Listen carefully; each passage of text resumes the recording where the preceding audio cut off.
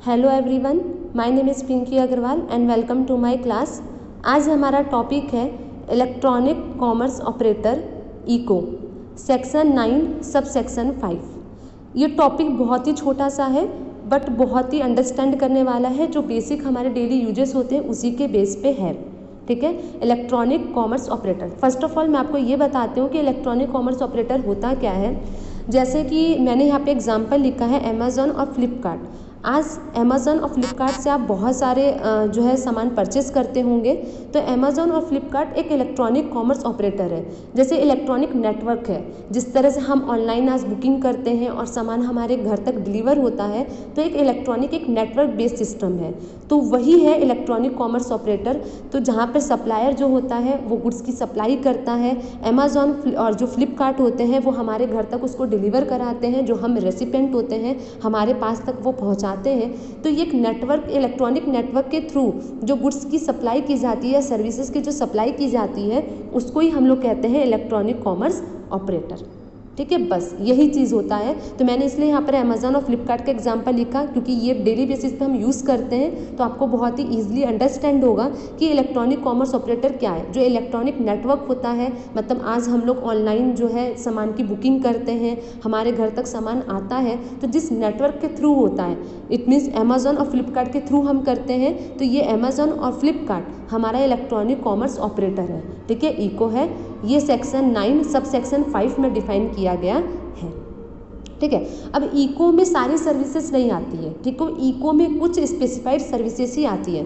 पहली बात ये याद रखना कि इको में कभी भी गुड्स नहीं आता, इको में सिर्फ और सिर्फ सर्विसेज आता है। इसलिए मैंने यहाँ पे लिखा है ऑल गुड्स।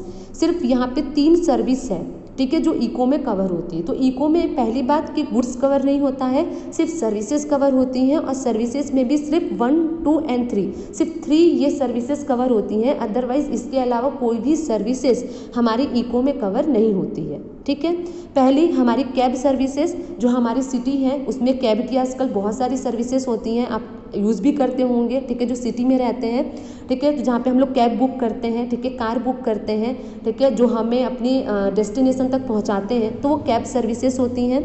ठीक है, प्रोवाइडिंग एकोमोडेशन। एकोमोडेशन का मतलब जो होता है, जैसे कि आज होटल्स हैं, क्लब्स हैं, ठीक है, तो ये सब की जो सर्विसेज प्रोवाइड की जाती हैं उसको हम लोग कहते हैं एकोमोडेशन। ठीक है, थर्ड आता है हाउस कीपिंग। हाउस कीपिंग का मतलब होता है जैसे हाउस को मेंटेन करने के लिए, जैसे प्लम्बिंग हो गया, कारपेंटरिंग हो गया। जैसे कि आज प्लम्बर आता है, हमारे घर के जो टूटी होती है, ये सब जो सावर होता है उन सबको ठीक करता है। कारपेंटर आता है, ठीक है, जो लकड़ी का काम करता है। तो जो प्लम्बिंग, कारपेंटिंग और भी बहुत सारी चीज़ें होती हैं जो हाउस कीपिंग के लिए होती हैं। तो ये सिर्फ ये 3 चीज़ें होती हैं जो इको के थ्रू होती है। ठीक है, अब आप कहते होंगे ज़रूरी नहीं है कि ये इको के थ्रू, हाँ बिल्कुल ज़रूरी नहीं है कि इको के थ्रू हो।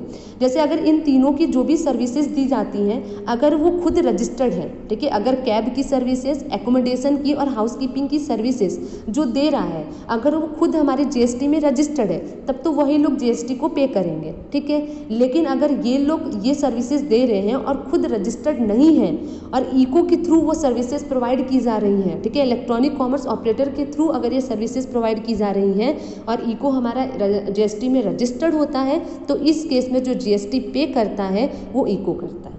ठीक है, तो आपको ये समझ में आ रहा होगा कि इलेक्ट्रॉनिक कॉमर्स ऑपरेटर होता है जो जीएसटी को पे करता है सिर्फ 3 सर्विसेज में, कैब की सर्विसेज, एकोमोडेशन की सर्विसेज और हाउस कीपिंग की सर्विसेज। अगर ये 3 टाइप की जो सर्विसेज होती हैं, अगर जिसमें ये तीनों लोग खुद रजिस्टर्ड नहीं होते हैं, इको के थ्रू करते हैं और इको हमारा जीएसटी में रजिस्टर्ड होता है, हाँ इको हमारा जीएसटी में कंपलसरी रजिस्टर्ड ही होता है।